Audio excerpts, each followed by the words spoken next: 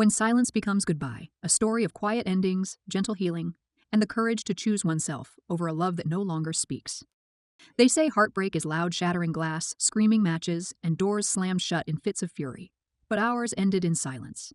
Not the comfortable kind that lingers after laughter, but the kind that fills a room like fog, choking out every trace of what once was. We were two ghosts living in a house that had forgotten our names.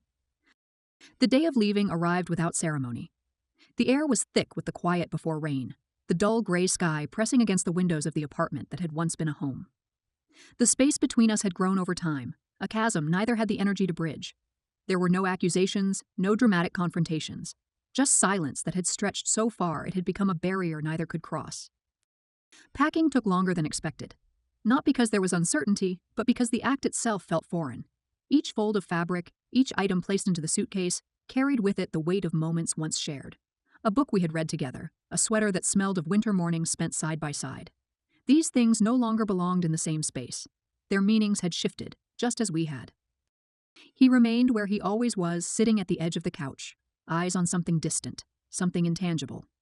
There was an expectation, perhaps, that he would say something, that he would ask for reconsideration. But the silence was an answer in itself.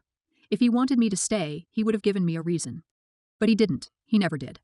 The door closed with a quiet finality. Stepping into the world outside felt both liberating and unnerving.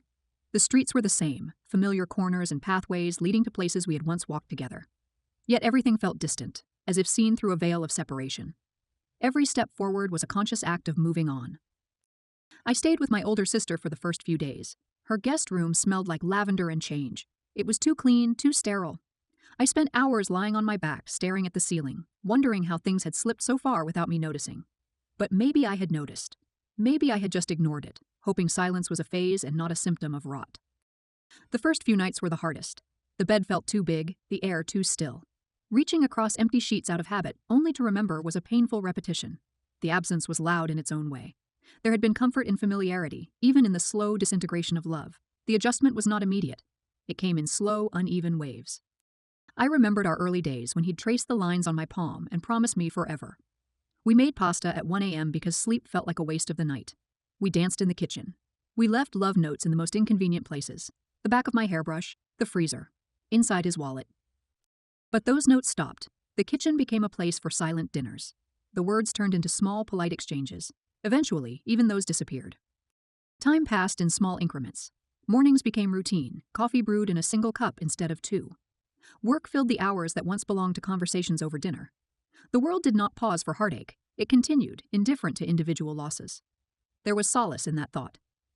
I found a small apartment not far from where we used to live, nestled above a bookstore and a flower shop.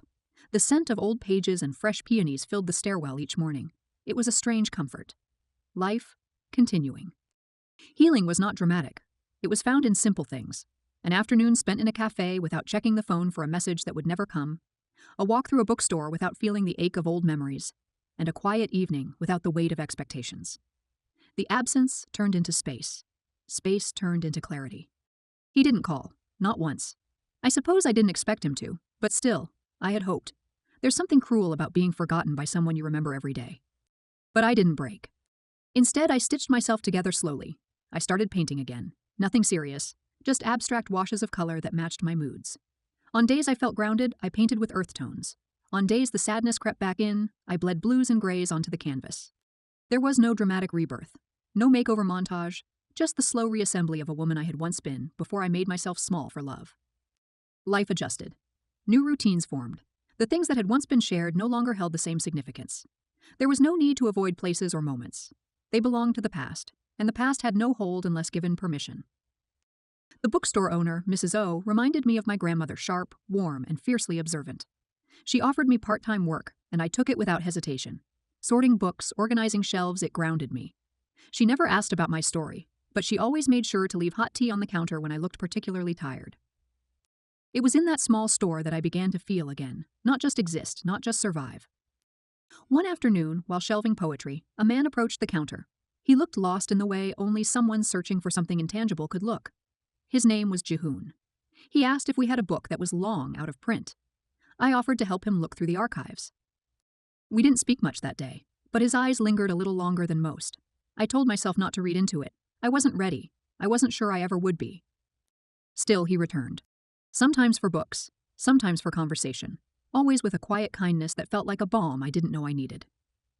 But this isn't a love story, at least, not in the traditional sense.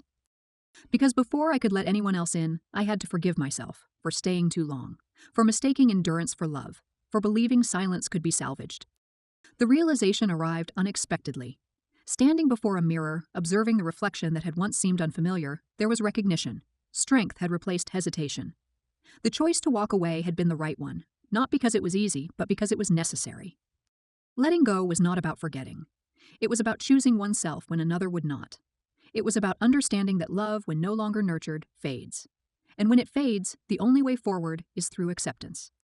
There had been a time when staying seemed easier, when the weight of shared history had felt too heavy to abandon. But time revealed the truth. Love that required suffering was not love worth holding on to. I saw him once, weeks later, crossing the street. He looked the same, perhaps a little thinner, a little more worn. He didn't see me, or maybe he did and chose not to. I felt nothing, not hate, not longing, just peace. The journey was not marked by a singular moment of closure. It was a series of small decisions, of choosing every day to move forward rather than look back. The past remained where it belonged, not erased, but no longer defining. Life continued, not as a grand reinvention, but as a quiet return to self. Walking away had been a choice, but in the end it had been the only one worth making. Spring arrived quietly, as if not wanting to disturb the slow unraveling of my grief. The world shifted its colors, soft greens, bursts of cherry blossoms, and the light found new ways to filter through the windows of my apartment. I no longer measured time by what had been lost, but by what was blooming. The bookstore became a sanctuary. Its walls held not just stories, but secrets of strangers who, like me, sought something to hold on to. Between pages and paperbacks, I built a life stitched from simplicity. I organized author readings, helped students find the right books for their essays, and watched new couples browse poetry hand in hand without envy, only a distant nostalgia. Ji-hoon was now a familiar presence. We never spoke of pasts, never asked questions we weren't ready to answer. He would bring in rare books from estate sales, linger by the philosophy section, or sometimes just sit and read while I worked. It was a slow friendship, no expectations, no urgency. He seemed to sense the cracks in me, and rather than trying to fill them, he simply sat beside them. I admired that. There was an afternoon in early April when I caught my reflection in the glass door as I locked up. The woman looking back at me stood straighter. Her eyes still carried history, but they no longer pleaded for what could not be. I didn't flinch. I didn't look away. Grief, I learned, doesn't leave. It makes room. It settles in a corner, quieter with time, like a familiar ache in cold weather. One Sunday, I returned to the apartment I once shared with him. Not to see him, he had moved out months before, but to gather the last of my things. The landlord had called, asking if I wanted the piano that still sat in the corner. I had forgotten it even existed. It had been his gift once. A birthday surprise when he still remembered what made me light up. I used to play in the evenings. Now the keys gathered dust. The building looked the same, but everything felt smaller. I stepped inside with hesitant feet, breathing in air that no longer held the scent of us. The silence was familiar, but it no longer hurt. It was just empty. The piano stood against the far wall, untouched. I ran my fingers along the keys, pressing down once. A low, uncertain note hummed through the room. It felt like playing a memory. I left it behind. Walking away didn't feel like abandonment this time. It felt like release. That night I walked for hours through streets I used to know. Seoul was blooming, flowering dogwoods stretched along sidewalks, petals scattered like confetti at my feet. In the distance, children laughed by the Han River. Lovers strolled hand in hand, and old women sold roasted chestnuts by the station. Life was continuing, as it always had. Eventually, I found myself near a park where he once kissed me under a flickering lamppost. Back then, I believed in moments like that, believed they would anchor a lifetime. But they were just moments. Beautiful, yes, but fleeting. I sat on a bench near the water, the cool wind pulling at my sleeves. I didn't cry. I simply watched the river move, constant and indifferent. That was the lesson I hadn't understood before things end. But not all endings are disasters. Some are openings. Quiet ones. The next morning, Mrs. O handed me a letter. It had arrived without a return address.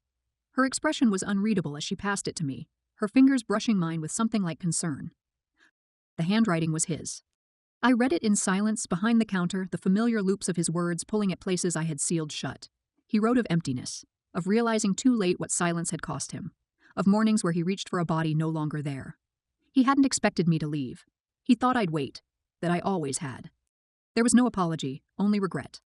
I folded the letter and tucked it into a drawer. I didn't need it. It was too late, not out of bitterness, but because time had shifted the ground beneath us. We were no longer people who could meet in the middle. We had become versions of ourselves the other no longer recognized. Jihoon invited me to an exhibit one evening, a collection of abstract art inspired by loss and healing. I hesitated, not because I didn't want to go, but because I was afraid of what going might mean. But then I thought of the mirror, the woman who no longer flinched, and I went. The gallery was filled with quiet movement, people drifting from canvas to canvas, soft music weaving through the space like a whisper. One painting stopped me, deep blues, fractured reds, a single streak of gold through the chaos. I stood in front of it longer than I meant to. Jihoon appeared beside me, his presence calm. In that moment, I realized something important. Healing isn't the absence of pain. It's the willingness to carry it differently, to let it teach you without letting it define you. He didn't take my hand. He didn't need to. It was enough to stand beside someone who understood silence not as an absence, but as space. Weeks passed, then months. I moved into a new apartment, a sunlit loft with creaky floorboards and a small balcony where I grew lavender and rosemary. I adopted a cat I named Haru. She followed me everywhere, curling up beside me when I painted. I framed one of my own paintings, a storm breaking into light, and hung it in the hallway. I started journaling again, not about him, not about us, about me, about who I was becoming. One evening, as summer began to stretch its golden fingers across the city, I returned to the bookstore to close up. The sky was painted in purples and fire. Jihoon had left early, and I was alone. I stepped onto the sidewalk, letting the dusk settle around me. There was no great revelation, no moment of triumph, just peace. The chapter was over, not because I had rewritten it, but because I had stopped rereading it. Love doesn't always die in flames. Sometimes it fades like the last light of evening, gentle and inevitable. And in that softness, you find the courage to begin again.